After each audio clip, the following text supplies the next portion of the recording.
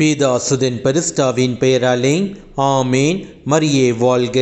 இன்றைய வார்த்தை, பாவிகளால் தமக்குண்டான எந்த எதிர்ப்பையும் மன உறுதியோடு தாங்கிக் கொண்ட அவரை எண்ணி பாருங்கள், அப்போது நீங்கள் மனம் சோர்ந்து தளர்ந்து போக மாட்டீர்கள். Just consider and meditate on him who endured from sinners such bitter hostility against himself, so that you will not grow weary and lose heart.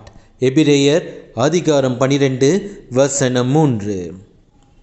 பாவத்தையும் பாவத்தின் ஆளுமையும் கண்டு பயப்படாதீர்கள், அவை உங்களுக்கு அச்சத்தை ஏற்படுத்தலாம்.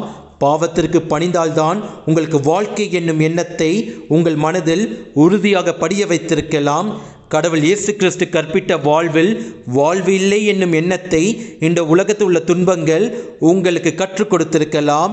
இவை அனைத்தும் உங்கள் மனதில் இருக்கும்போது ஒன்றை மட்டும் புரிந்து கொள்ளுங்கள், நீங்கள் சாத்தானால் ஏமாற்றப்படுகிறீர்கள் என்று.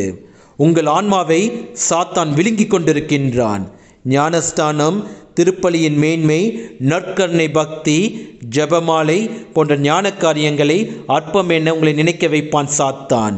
ஜென்ம பாவம், மரணத்திற்கு பின் நித்திய வாழ்வு உண்டு, மோட்சம், நரகம், உத்தரஸ்தலம் ஆகியவற்றை திருச்சபை கூறுவதை இந்த காலகட்டத்தில் பொய் என்று நினைக்க வைப்பான் சாத்தான். இந்த சாத்தான் யாரை விளங்கலாம் என்று கர்ச்சிக்கும் சிங்கம் போல் சுற்றி கொண்டிருக்கின்றான். சாத்தானின் மிகப்பெரிய தந்திரம் நமக்கு திருச்சபை கற்பித்த நெறிமுறைகளை பொய் என்று நினைக்க வைப்பது. சாத்தானின் தந்திரத்தை எதிர்கொள்ள நமக்கு உதவுவதற்காக நம் அன்னை மரியாள் இருக்கின்றார். தினமும் ஜெபமாலை ஜெபிப்போம், சாத்தானின் தந்திரத்தால் ஏமாறாமல் வாழ்வில் ஜெயிப்போம். இயேசுவுக்கே புகழ். மரியே வாழ்க. ஆமேன். மாதாவே துணை நீரே, உம்மை வாழ்த்தி போற்றவரம் தாரும். ஈதோ பிள்ளைகள் வந்தோம் அம்மா, ஏற்றன்பாக எம்மை பாரும்.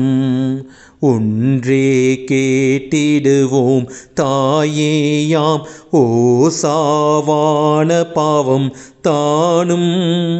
என்றேனும் செய்திடாமற் காத்து எம்மை சுத்தர்களாய் பேணும். மாதாவே துணை நீரே, உம்மை வாழ்த்தி போற்றவரம் தாரும். ஈதோ பிள்ளைகள் வந்தோம் அம்மா, ஏற்றன்பாக எம்மை பாரும்.